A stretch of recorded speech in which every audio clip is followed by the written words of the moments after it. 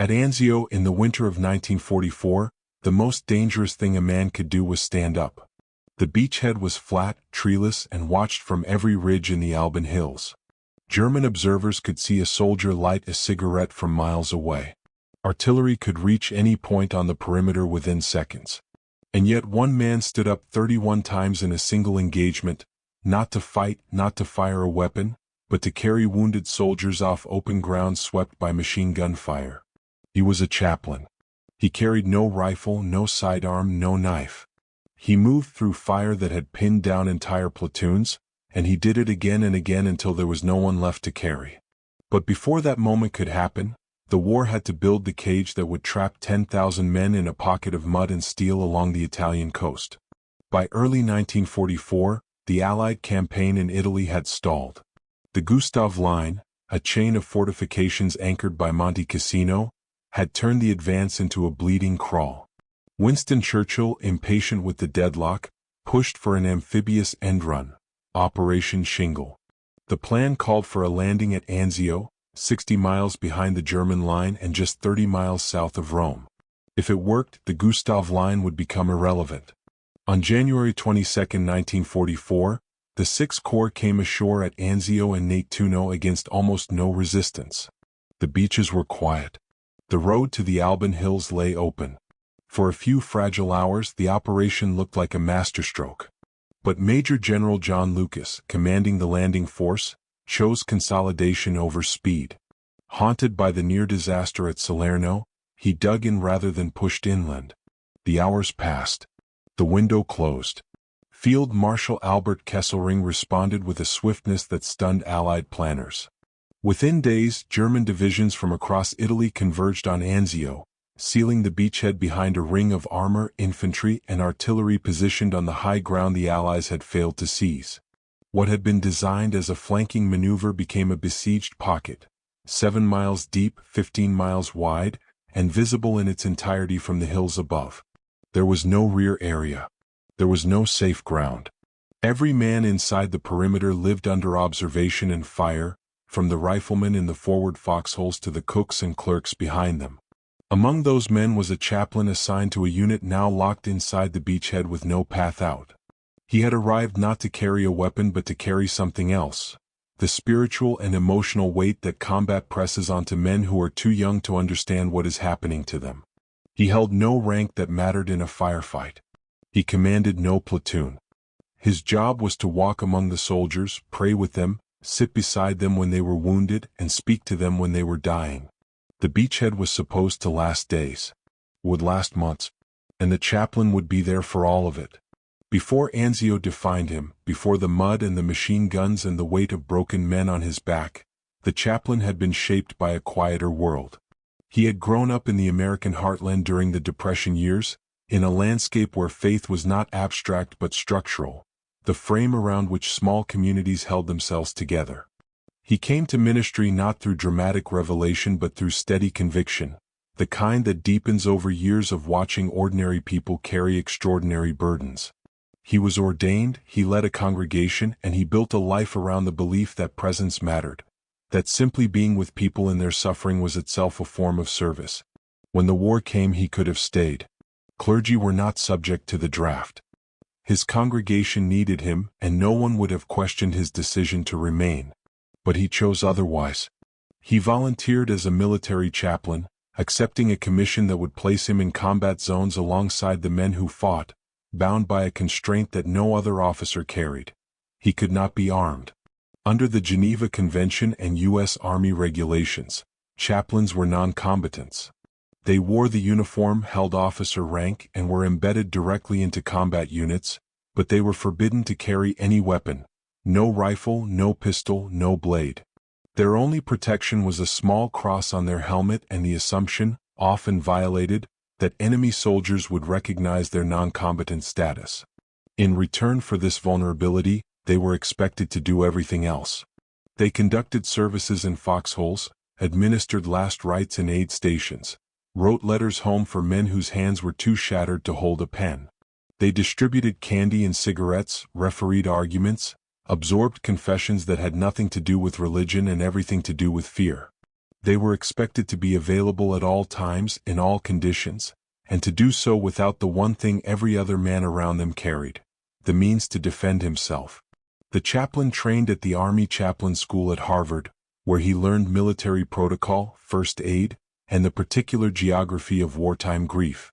He was assigned to the Mediterranean theater and shipped overseas, arriving in a war that was already old and grinding.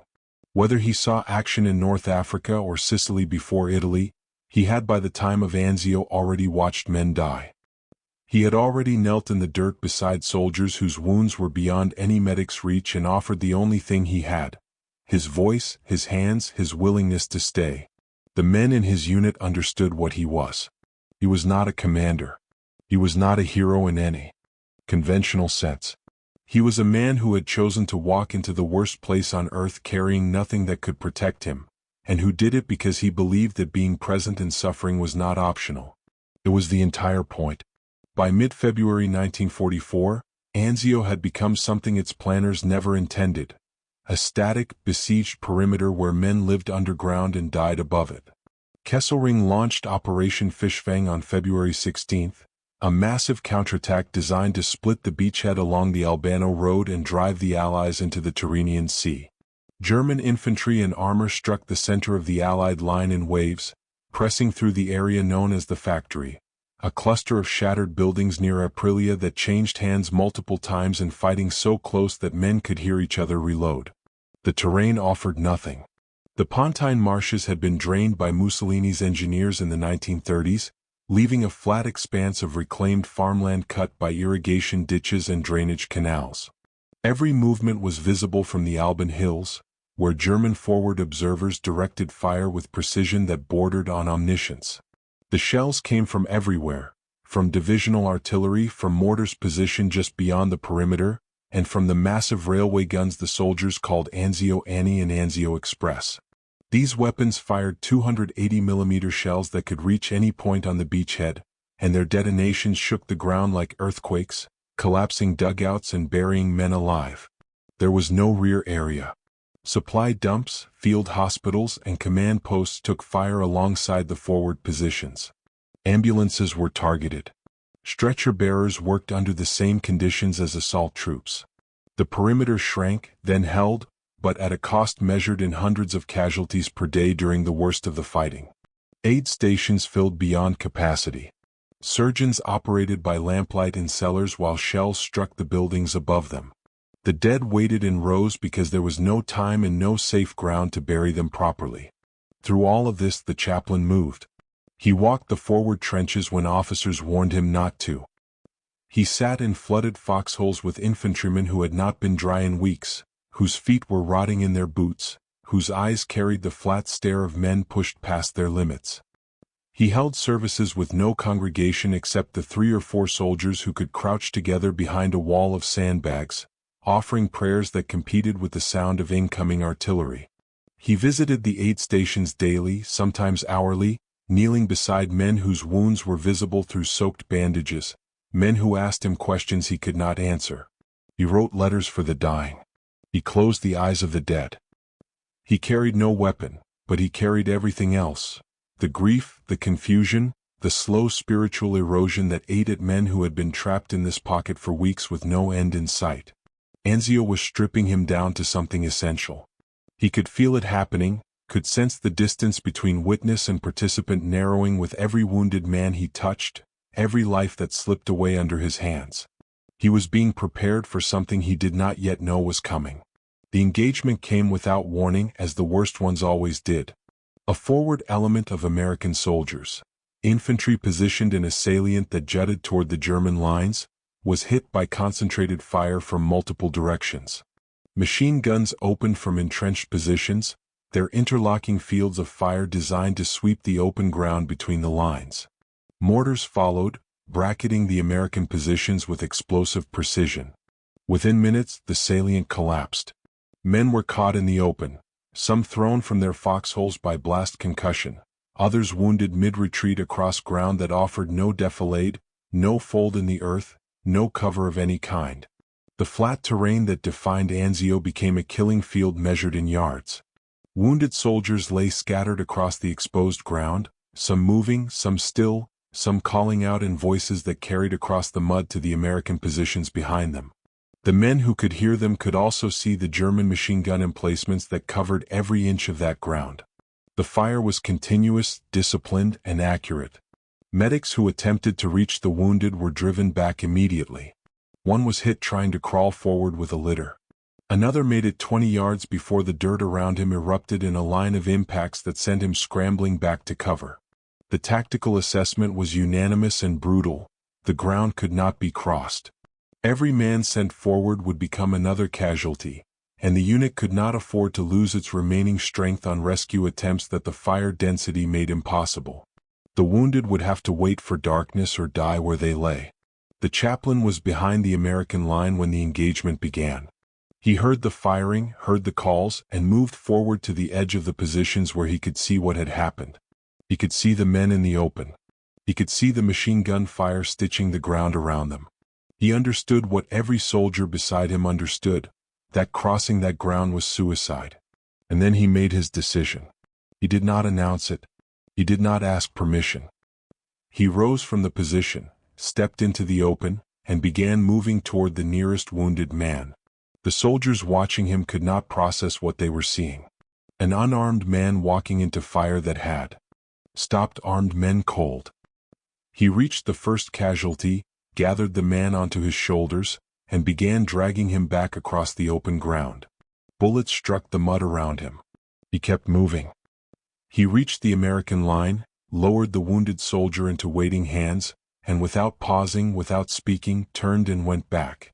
He reached the second man and carried him back. Then the third. Each crossing took minutes that felt like hours, minutes of total exposure in ground that armed soldiers had judged impassable. The men watching from the American position stopped talking. They simply watched, unable to look away, unable to understand how he was still alive. He did not stop after the first 3. He did not stop after 10. The crossings blurred into a single continuous act of motion. Out into the fire, down into the mud beside a wounded man, arms under shoulders or gripping a collar, then the agonizing drag back through ground that churned with each burst of machine gun fire. The physical toll accumulated with every trip. Each wounded soldier weighed 150, 170, sometimes over 200 pounds with equipment and waterlogged clothing. The chaplain was not a large man.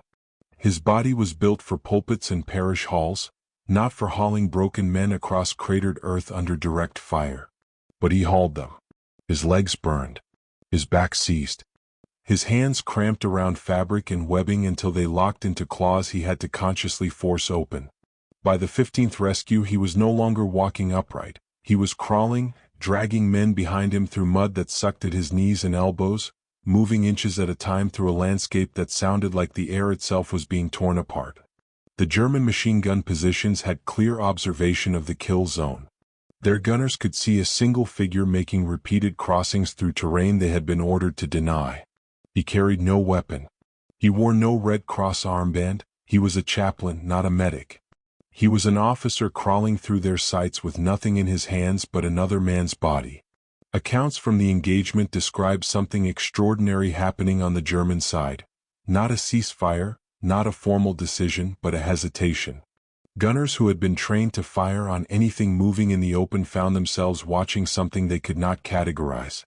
Whether they held fire deliberately, whether individual soldiers made private choices not to shoot, or whether the sheer improbability of what they were witnessing disrupted their rhythm, the chaplain kept surviving in conditions that should have killed him within the first 60 seconds of exposure. 20 men carried back. 25. The soldiers behind the American line had stopped counting in real time. The number would be reconstructed later from the wounded who arrived at the aid station. The chaplain's movements had become mechanical, stripped of everything except the irreducible sequence. Rise, move forward, find the man, grip him, drag him back. His body had passed through exhaustion into something beyond it, a state where the muscles continued operating on fuel that physiology could not explain. The 28th man. The 30th. The 31st. When the last wounded soldier was delivered into the hands of the medics behind the line, the chaplain did not collapse in any dramatic fashion.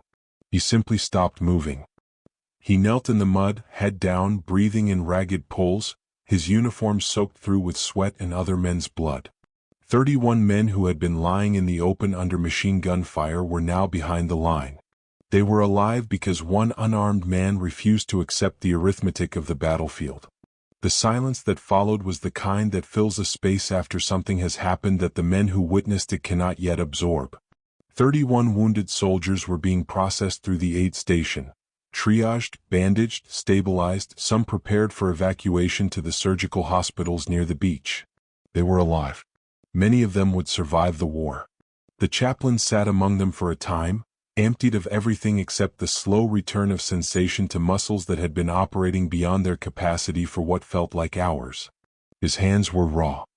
His back would never fully recover from the strain of carrying men who outweighed him across distances that could not be measured in yards alone but in the seconds of exposure each crossing demanded. He received the Distinguished Service Cross for his actions that day, the second highest decoration for valor in the United States Army, awarded for extraordinary heroism in combat. The citation described the number of wounded recovered, the intensity of enemy fire, the voluntary nature of his exposure, and his non-combatant status. It was precise, factual, and entirely inadequate to convey what had actually happened on that ground. Military citations are designed to quantify courage, and some acts resist quantification. The beachhead at Anzio would hold for 4 more months. The grinding stalemate continued through March, April, and into May, a siege in all but name that consumed divisions and produced casualties at a rate that rivaled the worst fighting in the European theater. The breakout finally came on May 23, 1944, when the Sixth Corps punched through the German lines in conjunction with the renewed offensive at Cassino. Rome fell on June 4, one day before the world's attention shifted permanently to Normandy. The chaplain continued to serve through the remaining months of the war, carrying forward the weight of what he had seen and done at Anzio in the way that all combat veterans carry their wars, silently, permanently, woven into the structure of every day that followed. More than 8,000 chaplains served in the United States military during the Second World War. They were present at every major engagement, in every theater, on every front. Over 200 became casualties. They parachuted into Normandy, waded ashore at Iwo Jima, marched into the frozen forests of the Ardennes, and stood in the liberated camps where language itself failed. All of them went unarmed. All of them chose to be there. But on that single stretch of mud at Anzio, one chaplain did something that transcended even the extraordinary standards set by his peers. He did not preach courage. He did not invoke faith as an abstraction. He rose from cover, walked into fire that had stopped every armed man around him, and carried 31 broken human beings to safety on a body that had no business surviving the first trip. The men who watched him never forgot it. Not because it was heroic in the way the word is usually used, but because it was real, physical, exhausting, and utterly deliberate. He carried no weapon. He carried men.